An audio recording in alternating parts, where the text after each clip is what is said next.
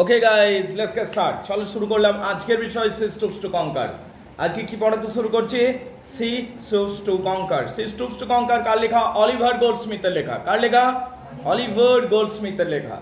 দেখো, C stoops two কনকারের background তোমাকে কিছু জানতে হবে, মানে সেই যুগটা কেমন ছিল। যে যুগে লেখা হচ্ছে সি স্টুপস টু কনকার, সেই যুগটাকে আমরা অলিভার গোল্ডস্মিথের যুগ বা ডক্টর জনসনের যুগ বলি। বুঝতে পারলে কিনা? সে মনে হচ্ছে 18th সেঞ্চুরি, রাইট? আমরা যদি হিস্ট্রি অফ ইংলিশ লিটারেচারের যুগগুলো জানি, আমরা সব থেকে প্রথমে পাই Anglo Saxon age, Anglo Saxon পর অ্যাংলো নরমান, তারপর চসার, তারপর রেনেসা, তারপর এলিজাবেথের পর জ্যাকোবিয়ানের পর তোমার হচ্ছে মিল্টন যুগ, মিল্টনের পর আসছে রেস্টোরেশন যুগ, রেস্টোরেশনের পর আসছে আলেকজান্ডার পোপ যুগ, আলেকজান্ডার পোপ যুগের পর আসছে ডক্টর জনসন বা 18th সেঞ্চুরি। বুঝতে পারলে কিনা? 18th সেঞ্চুরিও শেষ হয়ে যাবে একটা সময়, তারপর রোমান্টিক যুগ, ভিক্টোরিয়ান যুগ, মডার্ন যুগ, পোস্ট মডার্ন যুগ, এইভাবে সব যুগগুলো রয়েছে। তো এইটা 18th সেঞ্চুরি বা ডক্টর জনসনের যুগে লেখা। বুঝতে পারলে কিনা? এবং সেই সিনারিওটা মনে রাখতে হবে। ডক্টর জনসনের এজটাতে অলিভার গোল্ডস্মিথ এসেছিলেন।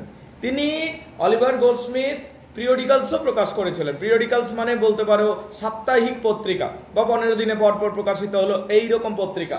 বুঝতে পারলে কিনা? এটাকে পিরিয়ডিক্যালস বলা হয়। বুঝতে পারলে কিনা? তো অলিভার গোল্ডস্মিথ, ডক্টর জনসন, এনারা সবাই পিরিয়ডিক্যালসও প্রকাশিত করেছিলেন, কিন্তু এনাদের নাটক এবং সাহিত্যের প্রতি অবদান অনস্বীকার্য। বুঝতে পারলে কিনা? সেই যুগে যে কমেডিগুলো লেখা হচ্ছিল, সেই যুগটাতে 18th সেঞ্চুরিতে কমেডিগুলোর মধ্যে জোর জবস্তি, কমেডিগুলোর মধ্যে কান্নাকাটি ঢোকানো হতো। যে কমেডিগুলো আনা হয়েছিল সেই যুগটাতে জোর জবস্তি কান্নাকাটি ঢোকানো হয়েছিল। যখন এই জোর জবস্তি কান্নাকাটি ঢোকানো হয়েছিল কমেডিগুলোর উপর, সে কমেডি দেখতে গিয়েও লোকে খুশি হচ্ছিল না। জোর জবস্তি মোরালিটি বোঝাচ্ছিল, নৈতিকতার শিক্ষা দিচ্ছিল, জোর জবস্তি কান্নাকাটি, সেন্টিমেন্ট, ইমোশন এগুলো অ্যাড করছিল। এবং কমেডি মানুষ কেন দেখতে যায়? যে আমি একটু হাসবো, মন খুলে হাসবো এবং আমার মনটা রিলিফড হবে। কিন্তু কমেডি দেখতে এসে কি হচ্ছিল? লোকগুলো সব দুঃখে কান্নায় ভেঙে পড়ছিল। ঠিক আছে? তো এই যে টেন্ডেন্সি, কমেডির নামে ট্র্যাজেডি সার্ভ করা হচ্ছিল, এটাকে অলিভার গোল্ডস্মিথ মোটেও পছন্দ করলেন না। এই যে কমেডির ক্যাটাগরি, এটাকে সেন্টিমেন্টাল কমেডি বলা হয়। কি বলা হয়? Sentimental comedy. সেন্টিমেন্টাল কমেডি কি? নামেই কমেডি, কিন্তু ওর মধ্যে প্রচুর ইমোশন, আবেগ, মোরালিটি, সেন্টিমেন্ট ঢুকে রয়েছে। এবং কি রয়েছে? এত বেশি সেন্টিমেন্ট তুমি বুঝতে পারবে না ওটা কমেডি না ট্র্যাজেডি। এই যে টেন্ডেন্সি চলছিল 18th সেঞ্চুরিতে, এই টেন্ডেন্সির বিরোধিতা করে একদল কবি, একদল লেখক, একদল সাহিত্যিক উঠে দাঁড়ালেন এবং তাদের মধ্যে অলিভার গোল্ডস্মিথ একজন ছিলেন। তিনি বললেন এই টেন্ডেন্সিটা পরিবর্তন করা দরকার, যে কমেডি নামেই কমেডি হয়ে গেছে, এগুলোর মধ্যে কমেডির কোনো বৈশিষ্ট্য নেই, শুধু কান্নাকাটি, সেন্টিমেন্ট, ইমোশন, এই ইমোশনাল ড্রামা এবং মোরালিটির ঘ্যানঘ্যানানি শোনাচ্ছে। তাই এটাকে পরিবর্তন করা দরকার। তাই তিনি অ্যান্টি সেন্টিমেন্টাল কমেডি আনলেন, ওই প্রবৃত্তির বিরুদ্ধে। সেই জন্যই নামটা হচ্ছে অ্যান্টি সেন্টিমেন্টাল কমেডি। অলিভার গোল্ডস্মিথের লেখা সি স্টুপস টু কনকার একটা অ্যান্টি সেন্টিমেন্টাল কমেডি। এটা হলো একটা অ্যান্টি সেন্টিমেন্ট। অ্যান্টি মানে বিপরীত, অ্যান্টি মানে বিপরীত, সেন্টিমেন্টালে এটা বিপরীতে যাবে, তাহলে অ্যান্টি সেন্টিমেন্টাল কমেডি। বলো বুঝতে পারলি কিনা? এটা একটা অ্যান্টি সেন্টিমেন্টাল কমেডি। এখন অ্যান্টি সেন্টিমেন্টাল কমেডির মধ্যে কি পাবো? যা সেন্টিমেন্টাল কমেডির মধ্যে রয়েছে তার বিপরীত জিনিসগুলো পাবো। অ্যান্টি সেন্টিমেন্টাল কমেডির মধ্যে প্রচুর হাসি ঠাট্টা পাবো। সেন্টিমেন্টাল কমেডির মধ্যে কান্নাকাটি ছিল, এখানে প্রচুর হাসি ঠাট্টা পাবো। এবং কি আর কি পাবো? সেন্টিমেন্টাল কমেডির মধ্যে নৈতিকতা ছিল, এখানে কোনো নৈতিকতা পাবে না, কোনো প্রশ্ন নেই মোরালিটির। এখানে মোরালিটির ব্যাপারটাকে নিউট্রাল করে রাখা হয়েছে, মোরালিটি খুঁজে পাবে না। তুমি হাসতে এসছো, কমেডি দেখতে এসছো, হাসবে, ব্যাস, that is the first thing. They want to fulfil this condition only. বুঝতে পারলে? অ্যান্টি সেন্টিমেন্টাল, এখানে সেন্টিমেন্টালিটির জায়গা নেই, এখানে মোরালিটিকে খুব একটা প্রমোট করা হয় না, কিন্তু প্রচুর হাসাবে তোমাকে, প্রচুর হাসি ঠাট্টা করাবে। This is anti sentimental comedy. এটা তৈরি হয়েছিল এই কমেডিটা সেন্টিমেন্টাল কমেডির বিরুদ্ধে গিয়ে। বুঝতে পারলে কিনা? তাহলে এই কমেডিটাকে প্রমোট করেছেন অলিভার গোল্ডস্মিথ, ডক্টর জনসন, এনারা এটাকে প্রমোট করেছিলেন এই ক্যাটাগরিটা। তাহলে নাম হচ্ছে সি স্টুপস টু কনকার। সি মানে কি? সি মানে কোনো মেয়ের কথা বললো, কোনো মেয়ের কথা। স্টুপ মানে কি? ঝুঁকা। তুমি কলম নিতে গিয়েও তো ঝুঁকছো, সেই ঝুঁকা। ঠিক আছে? আমরা কখন ঝুঁকি? যখন আমাদের কিছু কুড়াতে হয়, মাথা নত করতে হয়, তখন আমরা ঝুঁকি। স্টুপ ওটাকে বলছে। C stoop two কনকার। সে ঝুঁকে ছিল, কোনো মেয়ের কথা বলছে, এখানে হিরোইনের কথা বলছে। হিরোইনের নাম মিস হার্টগাজেল, কেট হার্টগাজেল বা মিস হার্টগাজেল বা কেট হার্টগাজেল হলো হিরোইন। এখানে সি বলতে এখানে হিরোইনের কথা বলা হচ্ছে। কার কথা বলা হচ্ছে? হিরোইনটার কথা বল, সে ঝুঁকেছিল, স্টুপস মানে ঝোঁকা, সে ঝুঁকেছিল টু কঙ্কার, জিতবার জন্য। কিসের জন্য? জিতবার জন্য। মেয়েটা জানতে পারছে মেয়েটা বিয়ে হওয়ার কথা আছে, বুঝতে পারলেন ম্যাডাম?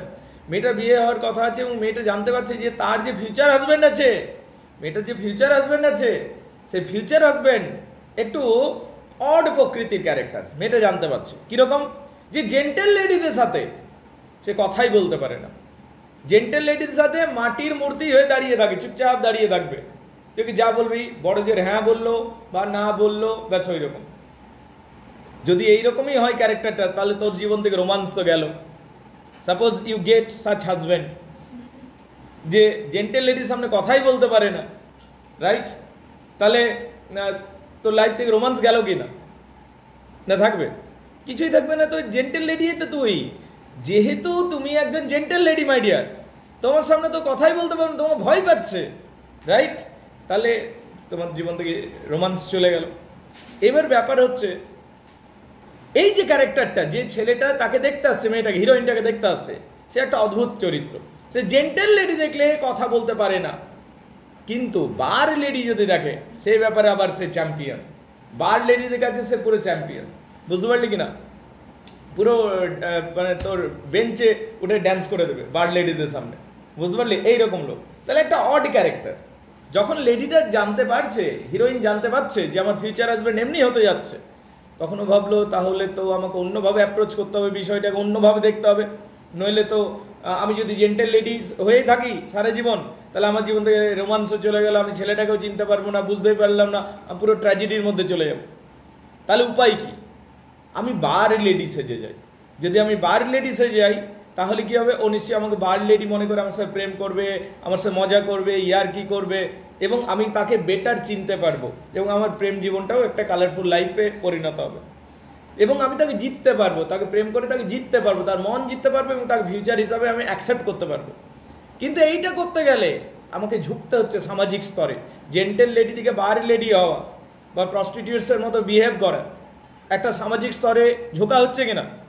তাহলে সে ঝুঁকেছিল টু কঙ্কার, জিতবার জন্য।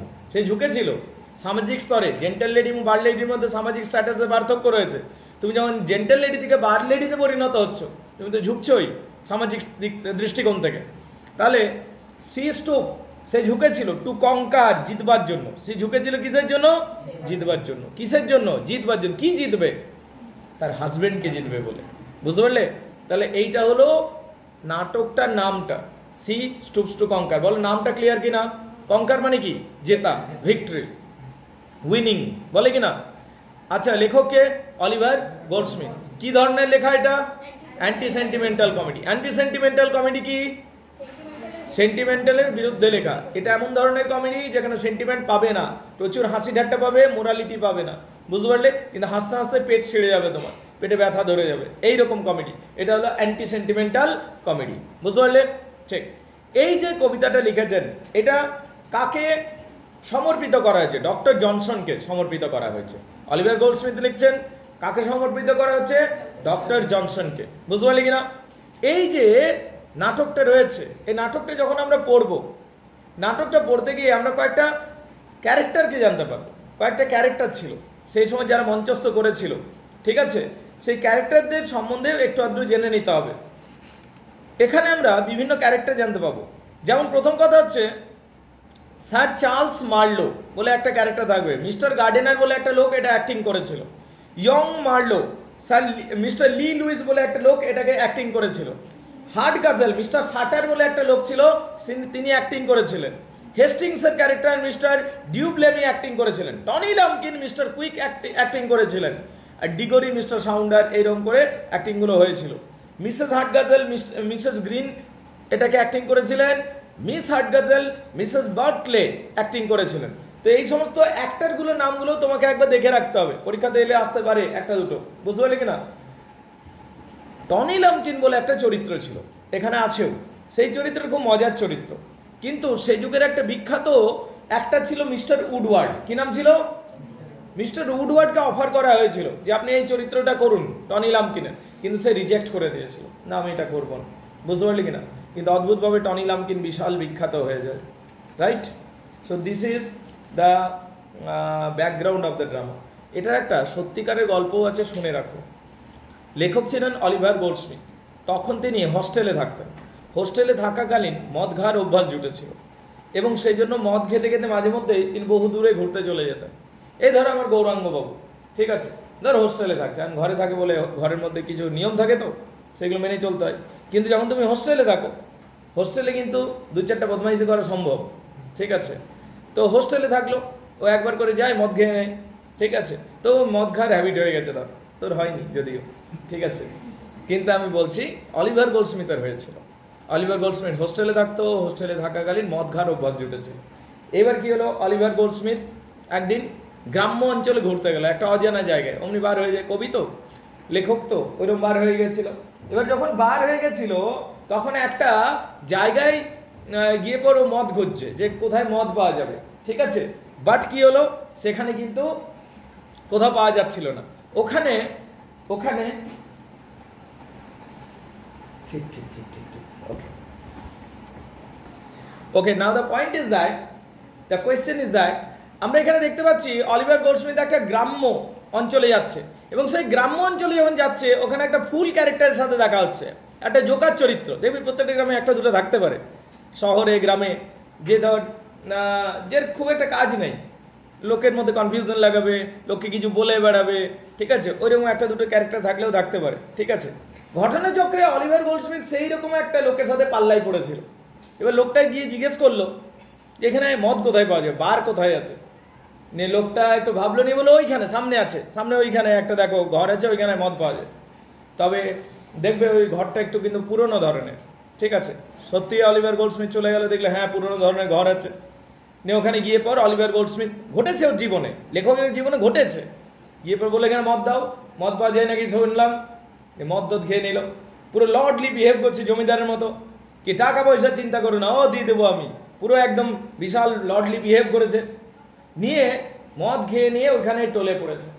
পরের দিন যখন ঘুম ভাঙছে, সন্ধ্যা হয়ে গেছিল, তো পরের দিন যখন ঘুম ভাঙছে, উঠে নিয়ে জানতে পারছে যখন হোশ ফিরছে যে এইটা ওর বাবার বন্ধুর বাড়ি। তো ওর বাবার বন্ধুর বাড়িতে ও এসে মাতলামি করে দিয়েছিল। তো এইটা ছিল অলিভার গোল্ডস্মিথের জীবনে ঘটেছিল। তো তখন এই ঘটনাটাও তাকে খানিকটা অনুপ্রেরিত করেছিল এটা লিখতে। বলো বুঝতে পারলি কিনা? তো সিজ টু কনকার যখন আমরা পড়বো, আমরা জানতে পারবো যে ব্যক্তিগত জীবন থেকেও এটা খানিকটা প্রভাবিত, রাইট? আগে বলো এটুকু বোঝা গেছে কিনা? তাহলে ব্যাকগ্রাউন্ড ক্লিয়ার? সিজ টু কনকার নামটা বুঝতে পারলাম, লেখক সম্বন্ধে একটু বুঝতে পারলাম, কি ধরনের লেখা বুঝতে পারলাম, আন্ডারস্ট্যান্ডেবল, এবং কি বুঝতে পারলাম যে এই কি মানে বাস্তবিক কোনো ঘটনা ঘটেছিল কিনা এটি জানতে পারলাম। অ্যাক্টার কারা কারা ছিল বা অ্যাক্ট্রেসেস কারা কারা ছিল, এবং কোন অ্যাক্টারটা এটাকে রিফিউজ করেছিল টনি লাম্পকিনের ক্যারেক্টারটা করতে, সেগুলো আমরা একটু আধটু জানতে পারলাম। প্রশ্ন হচ্ছে কে কে মেন ক্যারেক্টার? এখানে 3-4টা মেন ক্যারেক্টার রয়েছে, ওইগুলোই ঘুরবে বেশি করে, 6টা বলতে গেলে। এখানে তুমি দেখতে পাবে 6টা চরিত্র নিয়ে বেশ ঘুরে যাবে পুরো নাটকটা। একটা হচ্ছে হিরো, হিরো হচ্ছে মার্লো, হিরোর নাম হচ্ছে মার্লো। অদ্ভুত চরিত্র, জেন্টেল লেডিদের সাথে শান্ত ভদ্রনিষ্ঠ ভিজা বিড়াল, ঠিক আছে। আর বার লেডিদের সামনে একটা বলতে পারিস ফুল বোল্ড কালারফুল একটা ক্যারেক্টার, বুঝতে পারলি কিনা? He can praise, he can flirt, he can dance, he can do everything, but with the bar lady and prostitutes, বুঝতে পারলে? এইটা তাহলে এইরকম ডুয়েল ক্যারেক্টার রয়েছে কার মধ্যে? হিরোটার মধ্যে। এটা হলো প্রথম জিনিস, বলো বুঝতে পারলে কিনা? এবার যে হিরোইন, হিরোইনটা দেখতে খুব সুন্দরী, বুঝতে পারলে? কেট, যার নাম কি? কেট হাডগাসেল। কি নাম? কেট হাডগাসেল। দেখতে খুবই সুন্দরী কেট, কিন্তু এবং সঙ্গে সঙ্গে ফ্যাশনেবল, এবং সঙ্গে সঙ্গে ফ্যাশনেবল। এ বাবার সাথে একটা কন্ট্যাক্ট করে রেখেছে, ওর ফাদারের সাথে। কি? ওর বাবা হচ্ছে খুব পুরনো প্রকৃতির, পুরনো যুগের মানুষ, আর মেয়েটা হচ্ছে খুব ফ্যাশনেবল। তো ঘরে তো উৎপাত হয়ে যাবে, সেই জন্য দুই তত্ত্ব রয়েছে, অগ্নি তত্ত্ব এবং জল তত্ত্ব। তাহলে কি ও মেয়েটি কন্ট্যাক্ট করে রেখেছে, বাবা দিনের বেলায় আমি নিজের পোশাক পরে ঘুরবো, আমার পছন্দের, তুমি কিছু বলবে না। আর রাত্রিবেলাতে আমি ঘরেই থাকতে হবে, তখন তোমার পছন্দের আমি পোশাক পরবো, রাইট? সলিউশন, খুব সুন্দর সলিউশন। মেয়ের কথাও রইলো, বাবার কথাও রইলো। এবার রাত্রিবেলাতে যদি ওর বাবা বলে যে পুরো একদম কাভার্ড ওয়েতে থাক, ও কাভার্ড ওয়েতে থাকবে। আর যদি দিনের বেলাতে ও যদি বলে যে আমি খুব ফ্যাশনেবল ড্রেস পরে ঘুরে বেড়াবো গোটায়, বাবা কিন্তু কিছু বলবে না, রাইট? এইরকম একটা কন্ট্যাক্ট আছে তার মধ্যে, বাবা এবং মেয়ের মধ্যে। বলো বুঝতে পারলে কিনা? আন্ডারস্ট্যান্ডেবল? তাহলে হিরো হিরোইন নিয়ে বুঝে গেলাম। এবং হিরোইনটা বেশ প্র্যাকটিক্যালও বটে, হিরোইনটা বেশ প্র্যাকটিক্যাল, বাস্তবিক, মানে বাস্তবিক জ্ঞান আছে। একটা ছেলে তাকে দেখতে আসছে, ছেলেটার মধ্যে কিছু অড নেচার রয়েছে, সেই অড নেচারকেও আমি কি করে ঠিক করে তুলবো তার বুদ্ধি তার মধ্যে আছে। বুঝতে পারলে কিনা? ছেলেটা যে তাকে দেখতে আসছে, মার্লো তাকে দেখতে আসছে, তার মধ্যে অড নেচার আছে। ও অড নেচারটাকেও সে ভাবছে আমি কি করে নিজের কাজে লাগাবো এবং আমি কি করে ছেলেটাকে আরো ভালো করে বুঝতে পারবো। সেই রকম প্র্যাকটিক্যাল ক্যারেক্টার হচ্ছে লেডিটা। বলো বুঝতে পারলে? ক্লিয়ার? এবার 3 নম্বর পয়েন্ট হচ্ছে, এখানে আরো দুটো ছোট ছোট চরিত্র রয়েছে, মানে ওরা মেন ক্যারেক্টারের মতোই, কিন্তু ওরা সাব টাইটেল, মানে তোমার সাব প্লটটাকে ক্যারি করবে। এখানে নেভিলি বলে একটা চরিত্র রয়েছে, আর মিস্টার হেস্টিংস বলে চরিত্র রয়েছে। যে হিরোটি রয়েছে, হিরোটির যে বন্ধু, তার নাম হলো মিস্টার হেস্টিংস। কি নাম? Mister Hastings. এই মিস্টার হেস্টিংস একটা স্বার্থপর বন্ধু, কিন্তু সে নিজের, কিন্তু প্রেমিক হিসাবে সে লয়াল। বন্ধু হিসাবে স্বার্থপর, কিন্তু প্রেমিক হিসাবে লয়াল। বুঝতে পারলে কিনা? মানে ধর গৌরাঙ্গ আর সৌভিক যাচ্ছে, গৌরাঙ্গ হচ্ছে ভালো বন্ধু কিন্তু প্রেমিক হিসাবে কোল্ড। বুঝতে পারলি? মানে কোল্ড টি এর মতো, ঠান্ডা চা খেতে পারবি, কত বাজিয়ে লাগে। তো প্রেমিক হিসাবেও কোল্ড টি, কিন্তু বন্ধু হিসাবে ভালো। আর সৌভিক হচ্ছে বন্ধু হিসাবে খারাপ, কিন্তু প্রেমিক হিসাবে আবার হট টি। বুঝতে পারলি কিনা? এইরকম ব্যাপারটা। আন্ডারস্ট্যান্ডেবল? এখন পয়েন্ট হচ্ছে এই দুটো বন্ধু রয়েছে, মার্লো এবং মার্লোর বন্ধুটা। মার্লো বন্ধুটার নাম কি? Mister Hastings. এ আজকে মার্লোর সাথে আসছে, মার্লোর বাড়িতে মেয়ে দেখতে আসছে। দেখবি ধর গৌরাঙ্গ মেয়ে দেখতে যাচ্ছে, যাবি তো আজ থেকে 5 বছর পরেও? ঠিক, নিশ্চয়ই নিশ্চয়ই।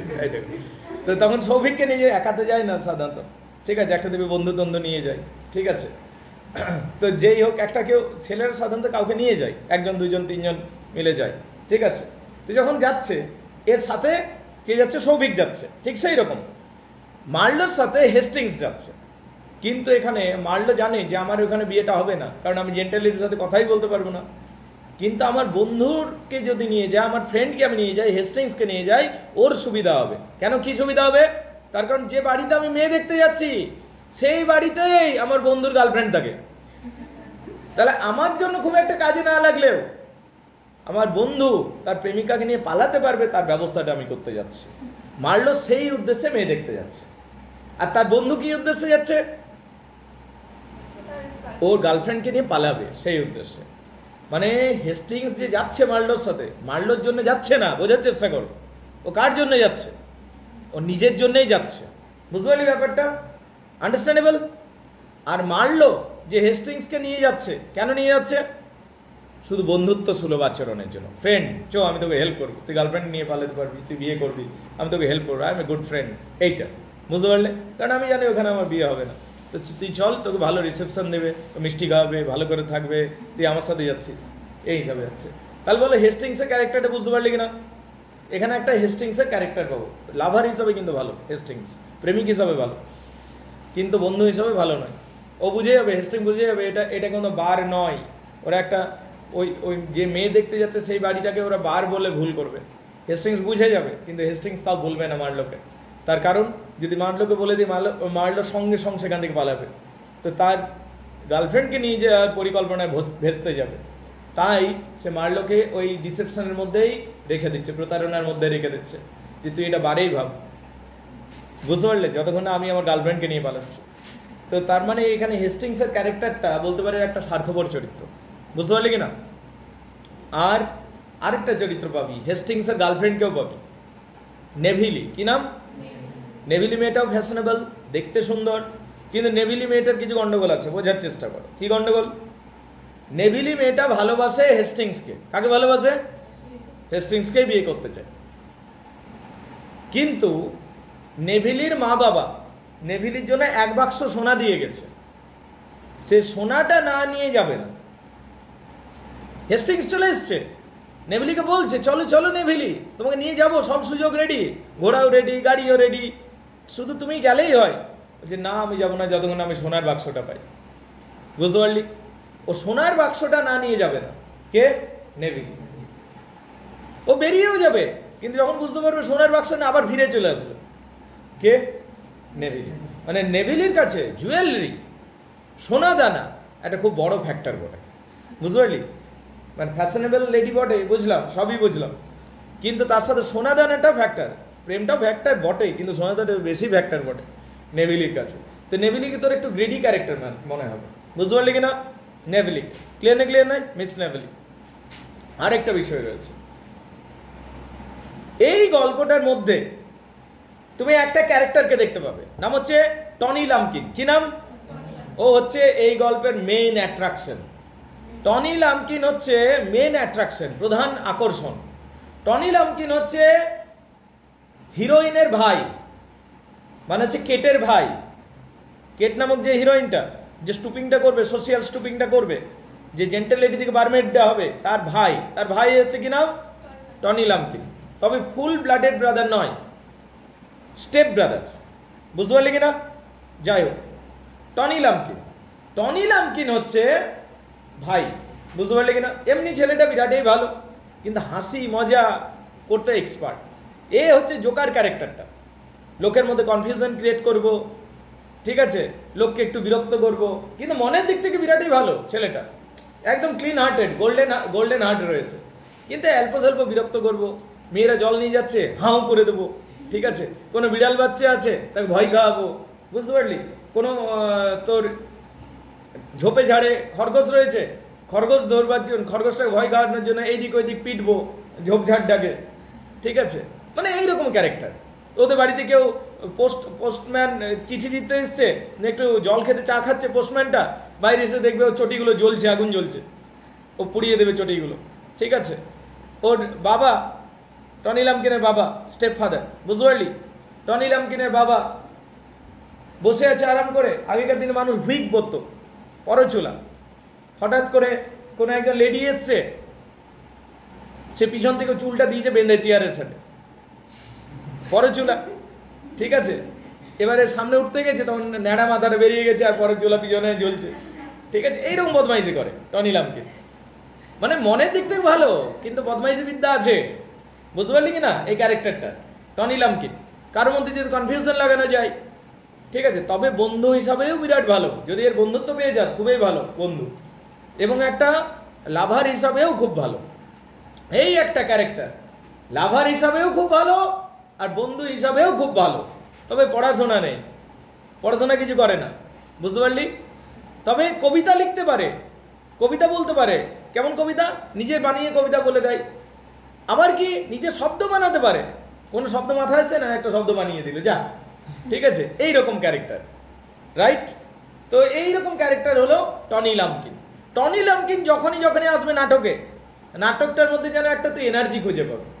হি is such a bright and brilliant character Tony Lumpkin. Tony Lumpkin একটা দারুণ চরিত্র, এক কথায় বলতে গেলে। বলো, বুঝতে পারলি কিনা? Everybody gets it clear? এই টনি লাম্পকিন নামক যে চরিত্রটি আছে, সে তোমাকে বিভিন্নভাবে হাসাবে এবং এই নাটকটাকে রিজয়েন করবে, রিজয়েন্ডার, দুটো প্লটকে রিজয়েন করবে। ঘটনা হচ্ছে মিস্টার মার্লার, মিস্টার হেস্টিং মেয়ে দেখবার জন্য গ্রামে এসেছে, ঘর খুঁজে পাচ্ছে না। এবার সন্ধ্যা হয়ে গেছে, জিজ্ঞেস তো কাউকে করতে হবে, জিজ্ঞেস করছে টনি লাম্পকিনকে যে এখানে মিস্টার হাটগাজেলের বাড়ি কোনটা। মিস্টার হাটগাজেল হচ্ছে টনি লাম্পকিনের বাবা। টনি লাম্পকিনের মানে ওদের বাড়িটাই বলছে, মিস্টার হাটগাজেলের বাড়ি কোথায়? বলছে কোন মিস্টার হাটগাজেল? সেই মিস্টার হাটগাজেল কি, যার একটা খুব সুন্দর হ্যান্ডসাম ছেলে আছে, খুবই শিক্ষিত, খুবই ভদ্র, আর একটা সেই বিরাট পোলের মতো লম্বা মেয়ে, একটা অভদ্র মেয়ে আছে, সেই মেয়েটা, সেই বাড়িটার কথা বলছো? তখন এরা বলছে না না না, সেই বাড়িটা মানে হ্যাঁ ওই রকমই, কিন্তু আমাদের ডেসক্রিপশন, আমাদের কাছে যে ঘটনা আছে, বর্ণনা আছে, সেটা আলাদা বলেন নাকি। মেয়েটা খুব সুন্দর, মেয়েটা সুশিক্ষিত, মেয়েটা ভালো, আর ছেলেটা হচ্ছে একটা ভয়ঙ্কর পড়াশোনা না জানা ছেলে এবং সবার সাথে বদমাইশি করে, অমনি একটা ছেলে।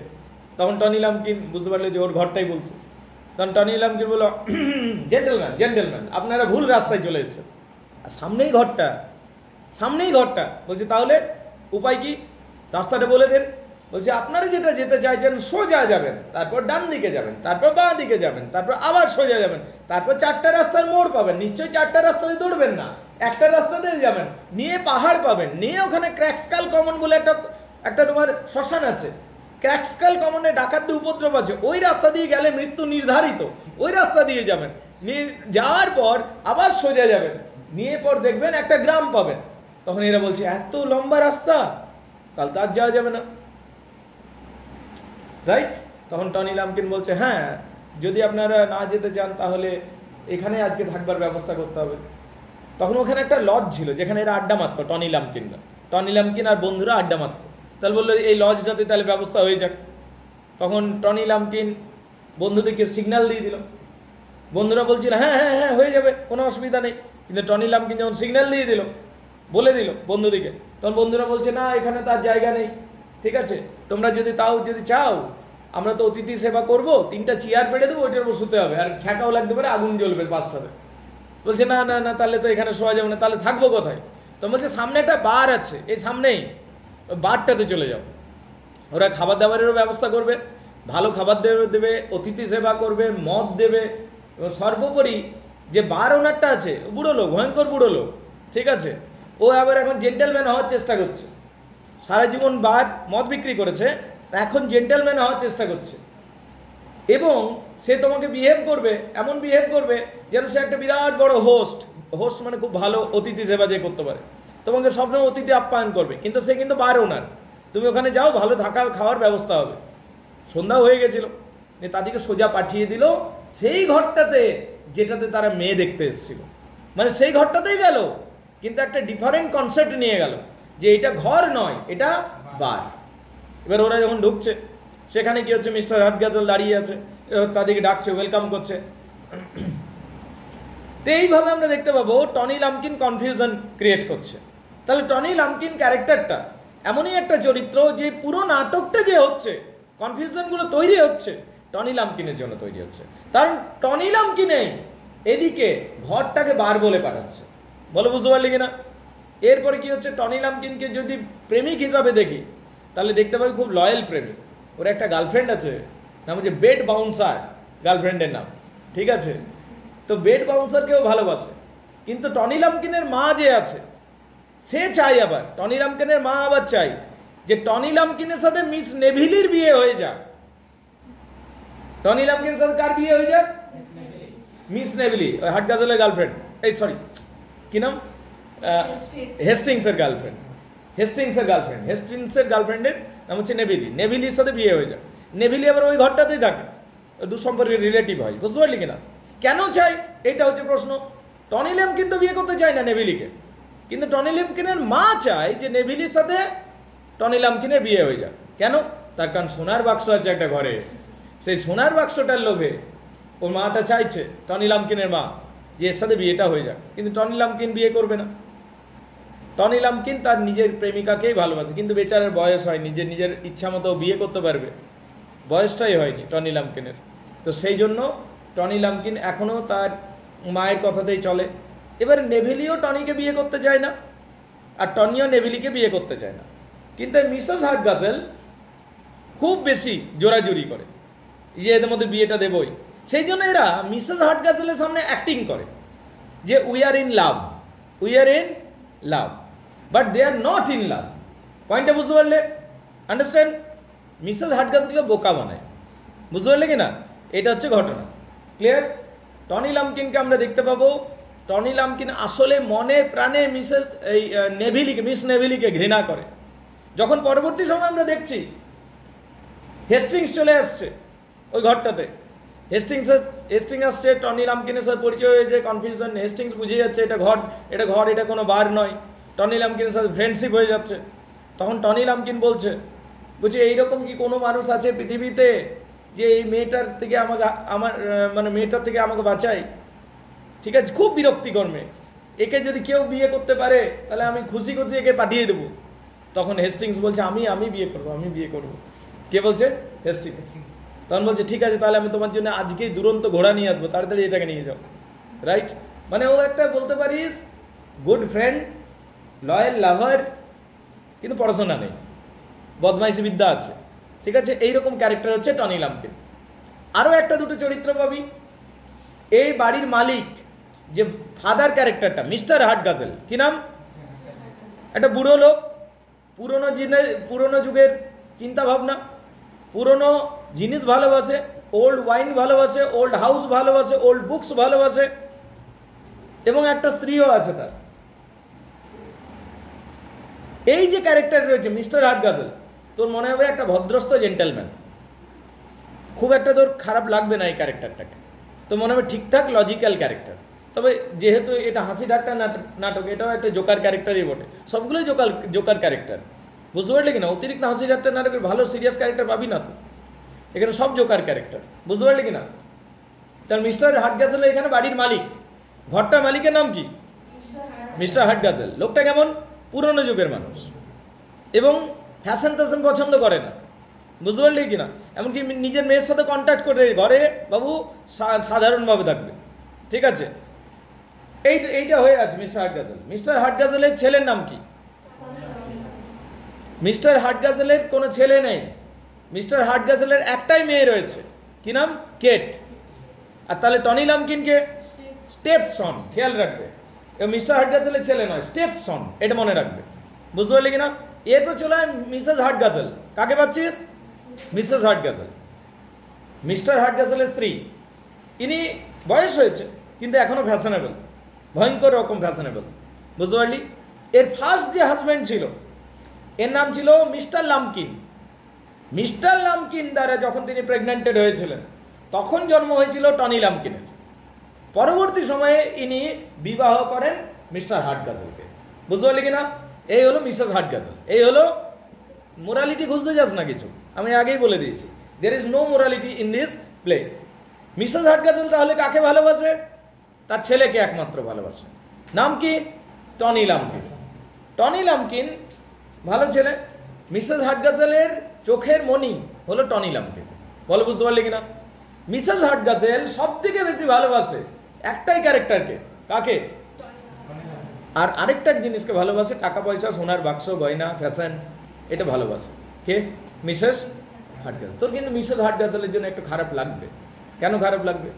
কারণ মিসেস হার্টগাজেলকে দেখবি কেউ গুরুত্ব দিচ্ছে না, মানে টনি লাম্পকিনকেও এত ভালোবাসছে, টনি লাম্পকিনও ওকে গুরুত্ব দেয় না মিসেস হার্টগাজেলকে, বলছে বরং ও কথায় কথায় বলবে তোমার জন্যই তো আমি এমনি হয়েছি, বান্দর হয়েছি, নে তুই বেশি আদর দিবি তো বান্দর করে দিয়েছিস। তারপর ওই আবার বান্দর হয়ে আবার বান্দর বলছে তোর জন্যই তো বান্দর হলাম, ঠিক আছে? ওর মায়ের সেন্টিমেন্টেরও পরোয়াই করে না, ওর মা এত কান্দে, ওর জন্য ইমোশন, আরে ওটা মেয়েদের এমনি কান্নাকাটি ওদের স্বভাব, ছাড় না, এমনি বলে। বলছে হেস্টিংস বলছে ওই যে তোমার মা এত কাঁদছে, তোমার বোন এত কাঁদছে তোমার জন্য, তুমি কেন পরোয়া করছো না? ওদের নিয়ে একটু তোমার ভাবা উচিত যে এত কাঁদছে তোমার জন্য। বলছে শোনো, মেয়েরা যে কাঁদে না ওটা তাদের এন্টারটেনমেন্ট করে। বলছে একদিন আমি দেখছিলাম আমার বোন আর মা একটা বই পড়ছে, নোভেল পড়ছিল আর কাঁদছিল। তারপর যখন কমপ্লিট হলো বললো বইটা বিরাটই ভালো ছিল রে। তো তার মানে কি, কাঁদাটা এন্টারটেনমেন্ট। বলছে যে জিনিসটা করে কাঁদছে সেই জিনিসটা আবার করছে, যে বইটা পড়ে কাঁদছিল, যে আমি মনে করি ওটা বেশি গুরুত্ব দেওয়ার জিনিস না, তো সেই জন্য গুরুত্বই দেয় না। কে গুরুত্ব দেয় না? বিরাট ক্যারেক্টার রে, বুঝতে পারলি? তো এই হচ্ছে মেন ক্যারেক্টার নাটকের, বলো বুঝতে পারলি কিনা? সুইটি বুঝতে পারলে? ক্লিয়ার? তাহলে প্রধান চরিত্রগুলোর মধ্যে যদি এবার বলি, এতক্ষণ ধরে আমি ক্যারেক্টারগুলোর সাথে তোদের ইন্ট্রোডাকশন করাচ্ছিল। তার প্রথমে হিরোকে পাবো, হিরোকে মারলো, অড ক্যারেক্টার, কখনো বোল্ড কখনো টিমিড, জেন্টেল লেডিদের সামনে টিমিড, ভীতু, কাওয়ার্ড, আর বাল লেডিদের কাছে বোল্ড। মিস কেটকে পাবো, কেট হার্টগাজেলকে পাবো। কেট কীরকম? প্র্যাকটিক্যাল লেডি, সুন্দরী এবং ফ্যাশনেবল, এবং এর মধ্যে উইনিং স্পিরিট রয়েছে, আমাকে জিততে হবে সোসাইটির চোখে, আমি নামি যাই হোক কোনো ব্যাপার নেই, মোট কথা আমি জিতবো, ক্লিয়ার নয়, এরকম একটা ক্যারেক্টার। এরপর আমরা কাকে পাবো? আমরা হেস্টিংসকে পাবো, বন্ধু হিসাবে বিরাটই খারাপ, লাভার হিসাবে জেনুইন। এরপর কাকে পাবো? নেভিলিকে পাবো। নেভিলি কীরকম? সম্ভবত সেলফিশ ক্যারেক্টার, ঠিক আছে? সোনা দানার প্রতি বিরাটই লোক, বুঝতে পারলি কিনা? ওর লাভার পুরো রিস্ক নিয়ে চলে এসছে, এখন চলে যা, সোনার বাক্স ছেড়ে না যাবো না, সোনার বাক্সটা আগে চাই, ওর কাছে ওটা ফার্স্ট প্রায়োরিটি, সোনার বাক্স। প্রেম তো আছেই, ঠিক আছে, তো এইটা হলো কি নাম? নেভিলি। এরপর পাবো টনি লাম্পকিনকে। টনি লাম্পকিন কেমন চরিত্র তোর কি মনে হচ্ছে? কেমন চরিত্র? ফানি বয় নাকি, খুবই মজা আর মজাদার চরিত্র। আর ইম্যাচিওর বলবি? ওকে, ইম্যাচিওর। আর ইম্যাচিওর বলবো কি, কে জানে, ওর চরিত্রটাই অমনি বটে, নেচারটাই অমনি বটে টনি লাম্পকিন, তাই না? কিন্তু গুড ফ্রেন্ড, জেনুইন লাভার, পড়াশোনা নেই কিন্তু গান গান করতে পারে, কবিতা লিখতে পারে, ঠিক আছে, শব্দ বানিয়ে দিতে পারেন নিজের অসুবিধা হলেই নতুন শব্দ, আজ থেকে এই শব্দটা এই মানে এই, বুঝতে পারলি? এইরকম ক্যারেক্টার খুব একটা, এবং কি তার বাবার কোয়ালিটিগুলো তার মধ্যে রয়েছে, কার মধ্যে? টনি লাম্পকিন। তো এই সমস্ত জিনিসগুলো রয়েছে। খেয়াল রাখবি এই যে সিস টুস টু কঙ্কার রয়েছে, এটার অন্য একটা সাবটাইটেল ছিল আগে, মানে আগে একটা অন্য নাম ছিল, প্রথমে এই নামটা ছিল না। তাহলে এখনো পর্যন্ত ক্যারেক্টারগুলো জেনে নিলাম আমরা। এবার এর টেকনিক্যাল অ্যাসপেক্ট আসছে। এই টেকনিক্যাল অ্যাসপেক্ট খেয়াল রাখবে, এটার একটা অন্য টাইটেল ছিল, the mistakes of A night. বুঝতে পারলি কিনা? মানে এক রাত্রির মধ্যে পুরো নাটকটাকে নামানো হবে এক রাত্রির মধ্যে, সেই জন্য খুব সুন্দর নামটা দেওয়া হয়েছিল মিস্টেকস অফ এ নাইট। কিন্তু পরবর্তী সময়ে যিনি লেখক বা ড্রামাটিস্ট, তিনি নামটা পাল্টে ফেললেন। নামটা কি করলেন? পাল্টে ফেললেন। ক্লিয়ার না ক্লিয়ার নয়? Everybody gets it clear? নামটাকে পাল্টে ফেলেছিলেন, মিস্টেকস অফ এ নাইট দিয়েছিলেন। আর প্রশ্ন হচ্ছে কেন নামটা পাল্টে ফেললেন? হ্যাঁ, কেন নামটা পাল্টে ফেললেন? নামটাকে পাল্টে ফেলেছিলেন এই কারণে যে, ওনার মনে হয়েছিল সিস টুস টু কঙ্কারে মেয়ে চরিত্রকে বেশি গুরুত্ব দেওয়া হচ্ছে, এইটার জন্য। 2 নাম্বার হচ্ছে এটার মধ্যে অ্যালিটারেটিভ কোয়ালিটি রয়েছে, মানে শুনতে ভালো লাগছে, তার জন্য এই নামটা পাল্টেছিলেন। বুঝতে পারলে কিনা? এবার প্রশ্ন হচ্ছে, সিস টুস টু কঙ্কার থেকে যদি প্রশ্ন করি, হিরোকে, এই নাটকের হিরোকে? তুমি বলছো মার্লো। ঠিক আছে, মার্লো যদি হিরোই হয়, প্রথম কথা একটা হিরোর মধ্যে কি কি থাকতে হবে? কোয়ালিটি থাকতে হবে। তো মার্লোর মধ্যে কোয়ালিটি আছে, আমি মানছি মার্লোর মধ্যে কোয়ালিটি আছে। পড়াশোনায় জানা ছেলে, ভালো আর্নিং করে, ভালো পরিবারের ছেলে, মানলাম যে ওর কোয়ালিটি আছে। কিন্তু ম্যান অফ অ্যাকশনও তো হতে হবে, ও কিছু করে দেখাবে। ও তো এমন একটা ক্যারেক্টার, কিছু করতেই পারছে না, ওকেই সবাই ম্যানিপুলেট করছে। ও চিন্তাই পাচ্ছে না ওটা ঘর না বার, ও চিন্তাই পাচ্ছে না হিরোইনটা ওই হিরোইনটাই, ওর বন্ধুটাও যা বুঝাচ্ছে তাই বুঝছে। তাহলে কেমন হিরো রে? বুঝতে পারলে কিনা? তাহলে মার্লোর মধ্যে কোয়ালিটি আছে, but he is not a man of action. তাহলে প্রশ্ন হচ্ছে, হেস্টিংস কি হিরো? না, হেস্টিংস তো হিরো নয়, কোনো দিক থেকেই নয়। তার কারণ ওর মধ্যে যে সেলফিশনেসটা দেখতে পাবি, সেটার জন্য তোর মনে হবে he is not a hero, এবং বেশি পজিশনও পায়নি নাটকের মধ্যে। তাহলে প্রশ্ন হচ্ছে, টনি লাম্পকিনকে কি হিরো বলা যেতে পারে? ওয়েল, টনি লাম্পকিনকে হিরো বলা যেতে পারে because he is a man of action, কিন্তু আবার কোয়ালিটি নেই, এডুকেশন নেই, পড়াশোনা নেই, মোরালিটি নেই, মায়ের ইমোশনগুলোকে কোনো ভ্যালুই দেয় না। তাই এই ক্যারেক্টারকে কি হিরো বলবো? এইটাও একটা বড় প্রশ্ন। তাহলে কি এবার বল স্যার হিরোইনে, শুধু হিরোইন আছে, এবং এই নাটকটা হিরোইনদের দ্বারা ডোমিনেটেড। 3-4টা ওপিনিয়ন রয়েছে এই নাটকের হিরোকে। প্রথম ওপিনিয়ন আছে মার্লো ইজ দ্য হিরো, কিন্তু সেখানে ম্যান অফ অ্যাকশন নয়, ম্যান অফ কোয়ালিটি। আরেকটা বলে okay Tony Lumpkin is the hero, Tony Lumpkin is the man of action but he lacks quality, তার মধ্যে মোরালিটি নেই, এডুকেশন নেই। বুঝতে পারলি কিনা? আবার তখন বলা হয় আরেকটা ওপিনিয়ন, এই নাটকে কোনো হিরো নেই, হিরোইনরা টেনেছে। বুঝতে পারলি কিনা? হিরোইন ডোমিনেটেড এটা প্লে, এইটা একটা বলা যেতে পারে। বুঝতে পারলি কিনা? আরেকটা বিষয় আমি বলতে চাইবো, হয়ে গেল এটা, যে হিরো কে কে, এই নিয়ে এই সংক্রান্ত একটা বিষয়। কারণ হিরোর মধ্যে তোমার ম্যান অফ অ্যাকশন হতে হবে হিরোকে, হিরোর মধ্যে কোয়ালিটিও থাকতে হবে। তো ওইরকম আদর্শ হিরো পাচ্ছি না আমরা এখানে। বুঝতে পারলি কিনা?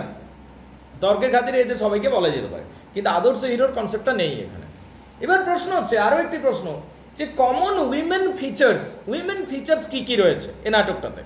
এই নাটকটার মধ্যে কিছু কমন উইমেন ফিচার্স পাচ্ছি আমরা, মেয়েদের বৈশিষ্ট্য কি কি পাচ্ছি বলো? এখানে তো 3টে মেয়ে পাচ্ছি কিনা?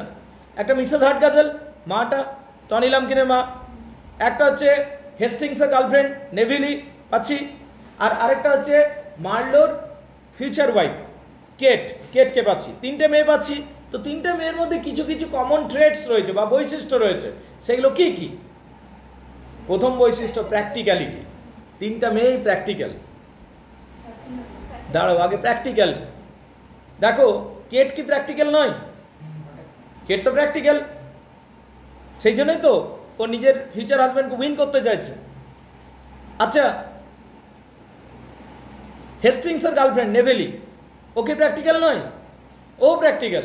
পালিয়ে তো যাবো, তারপর গরিব হয়ে থাকবো, তো সোনার বাক্স নিয়েই যাব। সোনার বাক্স একটা বড় সড়ো অ্যামাউন্ট, ওটা কেন ছেড়ে যাব? তার মানে ওর মধ্যে প্র্যাকটিক্যালিটি আছে কি না? আচ্ছা, টনি ল্যাম্পকিনের মাদার যে রয়েছে মিসেস হার্টগার্স, উনি কি প্র্যাকটিক্যাল নন? উনিও ভয়ানক রকম প্র্যাকটিক্যাল। সোনার বাক্সের জন্য নিজের ছেলের বিয়ে দিতে চাইছে কার সাথে? হেস্টিংসে। সোনার বাক্সটা তাহলে ঘরেই থাকবে আমার, রাইট? তাহলে প্র্যাকটিক্যাল ক্যারেক্টার। এখানে মেয়ে ক্যারেক্টারগুলো প্র্যাকটিক্যাল ক্যারেক্টার। 2 নাম্বার চরিত্র বলো মেয়ে ক্যারেক্টারগুলো। ফ্যাশনেবল। ফ্যাশনেবল কি না? তিনজনেই। ওল্ড লেডিটাও ফ্যাশনেবল, ইয়ংগুলো তো হতেই পারে ফ্যাশনেবল, ছেড়ে দে। Old লেডিটাও fashionable. তাহলে এই ফ্যাশনেবল ক্যারেক্টারিস্টিক্সটা বা ফিচার্সটা আমরা দেখতে পাচ্ছি এখানে 2 নাম্বার। 3 নাম্বার, এই যে তিনটে ক্যারেক্টারগুলো রয়েছে আমরা দেখতে পাচ্ছি মাস্টার ইন ডিসেপশন। ডিসেপশন মানে ঠকানো, প্রতারণা করার ব্যাপারে। তিনজনে নিয়ে কোনো না কোনোভাবে কাউকে না কাউকে ঠকাচ্ছে। তুই একটু লক্ষ্য কর। জমা দিয়ে দাও, সাবমিট করে দাও। অলরাইট, তিনজনেই কোনো না কোনোভাবে ঠকাচ্ছে। কি করে, কোথায়, কিভাবে? মৌরানী, আগে বলো কে ঠকাচ্ছে কিনা হাজব্যান্ডকে?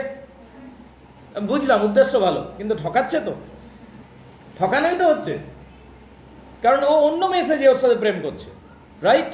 তাহলে একটা ডিসেপশন করছে। এখানে আমরা যদি বলি হেস্টিংসের গার্লফ্রেন্ড নেভিলিও ঠকাচ্ছে। কোথায়? মিসেস হার্টগার্সেলকে ঠকাচ্ছে। কোন সেন্সে ঠকাচ্ছে? ওই যে সামনে নকল প্রেমটা করছে টনি ল্যাম্পকিনের সাথে, ঠকানোই তো হচ্ছে, হ্যাঁ না? তাহলে দুজন ডিসেপশন করছে। এবার স্যার মিসেস হার্টগার্সেল কোথায় ডিসেপশন করলো? মিসেস হার্টগার্সেনও ঠকাচ্ছে, তার ছেলেকে ঠকাচ্ছে। ওকে বয়সটাই বলছে না, তো 18 অনেক দিন আগেই হয়ে গেছে, কিন্তু তার ছেলে এখনো মানছে না বলে তার ছেলেকে সে নিজের মতো চালাতে চাইছে। নিয়ম ছিল সে 18 না হওয়া পর্যন্ত প্যারেন্টসের কথা মতো চলতে হবে। বুঝতে পারলে কি না? টনি ল্যাম্পকিনের কবে 18 হয়ে গেছে, কিন্তু বেচারা পড়াশোনা জানে না, তো ওইটাকেও কাজে লাগায় ওর মা। এই 17 বললাম যে আগের বছর জিজ্ঞেস করছে স্যার, আমার আগের বছর জিজ্ঞেস করেছে মাকে যে আমার বয়স কত, ওর মা বলেছিল 17। আবার হয়ে গেছে 1 বছর পার হয়েছে, তো বয়স কত? বললাম যে রে 17। আবার আরো 1 বছর পার হলো, বয়স কত? 17 রে। ওকে বেচারা এইভাবে ভুলিয়ে রাখে, ও বয়সেই বাড়ে না কখনো, পড়াশোনা জানে না, তোকে ডিসিভড করে। কে ডিসিভ করে? ওর মাই ডিসিভ করে। তাহলে এখানে ডিসেপশনটাও একটা কোয়ালিটি। তার মানে 3টা কোয়ালিটি দিয়ে গেলাম, প্র্যাকটিক্যালিটি, ফ্যাশনেবল অ্যান্ড ডিসেপশন। আরেকটাও দেখতে পাবি তুই এখানে মেয়ে ক্যারেক্টারগুলোর মধ্যে আরেকটা কোয়ালিটি রয়েছে। কি কোয়ালিটি বলো তো দেখি, ভাবনা চিন্তা করে বলো। কমন ক্যারেক্টার কি? গ্রিড বলতে পারো, গ্রিড একটা আছে। 3 জনের মধ্যে গ্রিড দেখতে পাচ্ছি কম বেশি। হ্যাঁ, কেটের মধ্যে ততটা প্রত্যক্ষভাবে দেখতে পাবি না হয়তো, কিন্তু গ্রিড 3 জনের মধ্যে কম বেশি আছে। তো এই জিনিসগুলো আমরা দেখতে পাচ্ছি। এবার বল, এই যে পুরো নাটকটা আমরা পাবো, ঠিক আছে, পুরো নাটকটার মধ্যে কিছু কিছু ইমপ্রবাবিলিটি রয়েছে, মানে অসম্ভব বলে মনে হবে। কি কি? নাটকটা যেহেতু পুরোটা পড়িসনি এখনো, সেই জন্য অসুবিধা হচ্ছে বলতে। বলে দে, কিছু কিছু অসম্ভব বলে মনে হবে, মানে এত কিছু ঘটবে এক রাত্রির মধ্যে, এটা একটা অসম্ভব বলে মনে হতে পারে তোমার, প্রথম জিনিস। 2 নাম্বার, একটা ঘরকে বার ভেবে নেবে, এই কনসেপ্টটাও অসম্ভব বলে মনে হতে পারে তোমার। ইমপ্রবাবিলিটি মানে সম্ভবই নয় তোমার মনে হবে। আর 3 নাম্বার, মানে হিরোটা কেন কি করে চিনতেই পারলো না। একটা মেয়ে জেন্টেল লেডির সময় তুই দেখলি, কথা বললি, ও যখন বার্ড লেডি সেজে ঘুরবে তুই দেখতে বুঝতে পারবি না, বুঝতে পারলি? সাপোজ মৌরানীকে বলছি, ও জেন্টেল লেডি পুরো হয়ে এলো, তারপর বার্ড লেডি ড্রেস পরলো, তুমি চিনতে পারবো না। You understand the point? তো চিনা তো যাবে, এখানে চিনতেই পারছে না। তাহলে এগুলো হলো ইমপ্রবাবিলিটি, এগুলো হলো ইমপ্রবাবিলিটি। তো নাটকটাতে ইমপ্রবাবিলিটিও আছে, হ্যাঁ না? So this were the areas that we must understand. আচ্ছা, এটা কাকে সমর্পণ করা হয়েছে নাটকটা? ডক্টর স্যামুয়েল জনসনকে। কাকে? ডক্টর স্যামুয়েল জনসনকে। দেখো, এবারে প্রথম নাটক শুরু হওয়ার প্রথমের একটা অংশ রয়েছে, সেটাকে প্রোলগ বলা হয়। সেটা কি বলা হয়? প্রোলগ। মূল নাটক শুরু হওয়ার আগে তুমি যাত্রা দেখতে গেছিস কেউ কোনোদিন? যাত্রা যাত্রা দেখতে গেছো? মূল যাত্রা হওয়ার আগে একটা 10 মিনিট 15 মিনিটের একটা নাচ গান ছোট নাটকের মতো মজাদার কিছু হয় কিনা? তুমি যাত্রা দেখতে যাও নি কি ম্যাডাম? তুই আগে হতো, এখন বন্ধ হয়ে গেছে কালচারটা। তুই দেখতে যাও নি? সাহিত্যের স্টুডেন্ট ম্যাডাম, একবার দুবার তো দেখে নেবে যাত্রাটাও, মানে স্টেজের মতো না, একবার দুবার দেখেই নেবে যাত্রাটা। তার কারণ আমরা সাহিত্যের ছাত্রছাত্রী না, আমাদের স্টেজ দেওয়ার হয় না। ধরো স্টেজ অমনি নাটক আর কোথায় পাবি, উঠেই গেছে। কিন্তু মোটামুটিভাবে যাত্রার কনসেপ্টটা যেন থাকুক, তাহলে স্টেজ আর নাটকগুলো একই না অনেকটা। তো যাই হোক, এটাও এই ধরনের। তো যাত্রায় যদি দেখতে যাও, আগে সেই যাত্রা ধরার একটা আগে কালচারেই ছিল। সেই গ্রীষ্মকাল হতো, সবাই যাত্রা দেখতে যাব, গ্রাম থেকে আমরা যেতাম, ঠিক আছে। এবং এখনো হয়ও না, এখন সেই কালচারটা নষ্ট হয়ে গেছে। এখন বেশি করে ইন্টারনেট এগুলো সব ডিস্ট্রয় করে দিল যাত্রা কালচারটাকে, তাই না? তো এখানে শোন না, যখন একটা যাত্রা হয়, নাটক হয়, যাত্রা হয়, মেন নাটকটা শুরু হবে, তার আগেই একটা ছোট্ট নাটক শুরু করে 10 মিনিট 15 মিনিট নাচ গান কিছু একটা শুরু করে দেয়। কেন বলতো? অ্যাটেনশনটা ড্র করবার জন্য, সবাইকে বসানোর জন্য। ঠিক সেই রকমই মূল নাটক শুরু হওয়ার আগে একটা ছোট্ট কবিতার মতো থাকবে। ওই কবিতাটাতে বলা হবে, সবাইকে থ্যাংক ইউ করা হবে, আপনারা এসছেন অডিয়েন্স, ঠিক আছে, লেডিজ অ্যান্ড জেন্টলম্যান আপনারা এসছেন, আপনাদের অসংখ্য ধন্যবাদ, আমাদের নাটক শুরু হচ্ছে। এবং নাটক সম্বন্ধে একটু বলবে যে নাটকটা কেন বানাচ্ছি আমি, এবং নাটকটা কয় খণ্ডের নাটক, বুঝতে পারলে কি না? নাটকটার মধ্যে কোন জিনিসটাকে প্রমোট করবার চেষ্টা করছি, এই জিনিসগুলো, মোটিভগুলো, মানে প্রিফেসের মতো খানিকটা। তো এইটাকে প্রলোগ বলা হচ্ছে, এইটাকে প্রলোগ বলা হচ্ছে। প্রোলগ কথাটা ভাঙো। প্রো মানে সামনের, লগ মানে কবিতা। এটা একটা সামনের কবিতা, মূল নাটক শুরু হওয়ার সামনে একটা কবিতার মতো থাকবে, সেটা হলো প্রোলগ। মিস্টার উডওয়ার্ড, যিনি টনি লাম্পকিনের ক্যারেক্টারটা করবো না বলেছিল, বলেছে খুব ইমোরাল ক্যারেক্টার, আমি করবোই না টনি লাম্পকিনের ক্যারেক্টারটা, সেই মিস্টার উডওয়ার্ড এই প্রোলগটা পড়ে দিয়েছিল। পুরো কালো ড্রেস পরে এসেছিল, ব্ল্যাক শার্ট ব্ল্যাক প্যান্ট, একটা ওভারকোট কালো রঙের নিয়ে স্টেজে এসে পুরো কাঁদতে শুরু করলো পুরো, আর রুমালটা মোছা হচ্ছে আর জল বার হচ্ছে, পুরো ভিজা রুমালে এনেছিল, ঠিক আছে। দেখাচ্ছে অডিয়েন্সকে যে আমি অনেক দুঃখ পেয়েছি, আমি অনেক কাঁদছি। অডিয়েন্স, তোমরা কি জানতে চাও কেন আমি কাঁদছি? তাহলে শোনো, আমাদের কমিক মিউজ থালিয়া অসুস্থ। কমিক মিউজ গ্রিক মিথোলজিতে 9টা মিউসের কথা পাই, ঠিক আছে। সেই 9টা মিউসের মধ্যে প্রত্যেকটা একটা নাম আছে, ঠিক আছে। এবং ওই 9টা মিউসের মধ্যে যে কমিক মিউস, তার নাম হচ্ছে থালিয়া। কি নাম? থালিয়া। থালিয়া হচ্ছে কমিক মিউস, মানে 9টা মিউসের নাম গ্রিক মিথোলজিতে আমরা পেয়ে থাকি। কটা মিউসের নাম পাই? 9টা। যেমন হচ্ছে ক্যালিও, এরেটো, ইউরেট, এবং ধরো কি হচ্ছে ইরাটো,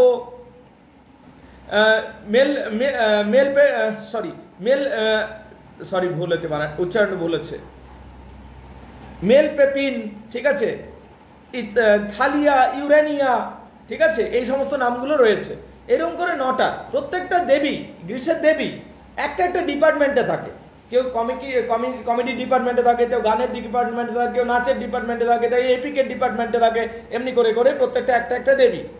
এখানে কমিক মিউজ, ওই যে মিস্টার উডওয়ার্ড কালো ড্রেস পরে এলেন, স্টেজে চাপলেন, মঞ্চে চাপলেন, আর কাঁদতে শুরু করছেন, রুমাল মোছাচ্ছেন, জল বার করছেন, চোখের জল ভিজে যাচ্ছে রুমাল। বলছে আপনারা জানেন কি আমি কেন অসুস্থ, মানে আমি কেন কাঁদছি? তার কারণ আমার কমিক দেবী থালিয়া আজ অসুস্থ।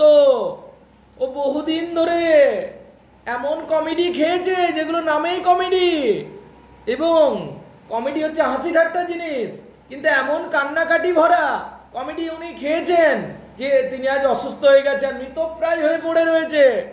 তাই আমি একটা ভালো ডাক্তার এনেছি আজ, যে ভালো ডাক্তার আজকে 5টা বড়ি দেবে, মানে 5 অ্যাক্টের একটা নাটক করবে। ওই 5টা বড়ি দিয়ে আমার কমিক দেবী থালিয়াকে সে সুস্থ করবে। যদি এই নাটকটা আপনাদের হাসাতে পারে, তাহলে থালিয়া আবার পুনর্জীবিত হয়ে যাবে এবং সুস্থ হয়ে উঠবে। আর যদি না হাসাতে পারে আপনাদের, তাহলে যিনি ডাক্তার আসছেন অলিভার গোল্ডস্মিথ, তাহলে আপনারা তাকে কোয়াক বলে ডাকবেন আর ডাক্তার বলে ডাকবেন না, তার নামটা পাল্টে ফেলবেন। তার মানে একটা কমিক দেবী অসুস্থ হয়ে গেছে খারাপ কমেডি দেখে দেখে, ওকে বাঁচানোর জন্য আজকে ভালো কমেডি, জেনুইন কমেডি, হাসি ঠাট্টার কমেডি প্রডিউস করা হবে আপনাদের সামনে। এই কথাগুলো প্রোলগে বলা হবে। কিসে বলা হবে? প্রোলগে। প্রোলগটা শুধু প্রোলগেই নয়, প্রোলগে অ্যাটাকিং পয়েন্ট রয়েছে। কাদিকে অ্যাটাক করা হচ্ছে? সেন্টিমেন্টাল রাইটার্সদের। যে আপনারা এমন সেন্টিমেন্টাল কমেডি লিখেছেন যে বেচারা থালিয়াও মৃত্যুসজ্জায় পৌঁছে গেছে, ঠিক আছে? এবং সেই জন্য বলছে every glittering is not gold, চকচক করলেই সোনা হয় না, কমেডি লিখে দিলেই কমেডি নাম হয়ে যায় না, যতক্ষণ না সেটা হাসাতে পারছে তোমাকে। এইভাবে অ্যাটাকিং পয়েন্টস রয়েছে প্রোলগটাতে। প্রোলগটা হয়ে যাবে, প্রোলগের পর আসল নাটকটা শুরু হবে। But this way the background of the play, এটা হচ্ছে ব্যাকগ্রাউন্ডটা নাটকটা। বলো বুঝতে পারলে কিনা? চলো প্রোলগটা আজকে করে নিই। আগে বলো এইটুকু ক্লিয়ার সবার কাছে? কার কি প্রশ্ন আছে এবার আমাকে বলো, কাম অন।